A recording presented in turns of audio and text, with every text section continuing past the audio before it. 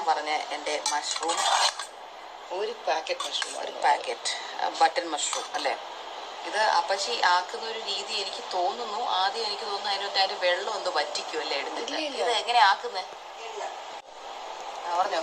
എണ്ണ ഒഴിക്കും, പിന്നീട് മഷ്റൂം ഇട്ട് പകുതി ഒന്ന് വേകുമ്പോൾ അതിൽ കുറച്ച് ഉപ്പിടും. അതിനുശേഷം പച്ചമുളകും ചെറിയുള്ളി പൊടിയായിട്ട് അരിഞ്ഞ് അതും കൂടെ ഈ തട്ടി അപ്പോഴൊന്നും നിറയെ വെള്ളം വരും മഷ്റൂമിൻ്റെ. അതങ്ങ് വറ്റി തീരുമ്പോൾ കറക്റ്റായി. അത്രേ ഉള്ളൂ, തീർന്നു. അതാ ഞാൻ പറഞ്ഞത്, സിമ്പിൾ ആൻഡ് ഹമ്പിൾ ആയിട്ടുള്ളൊരു ചെറിയ പെട്ടെന്നാക്കാം. അതെ. അപ്പം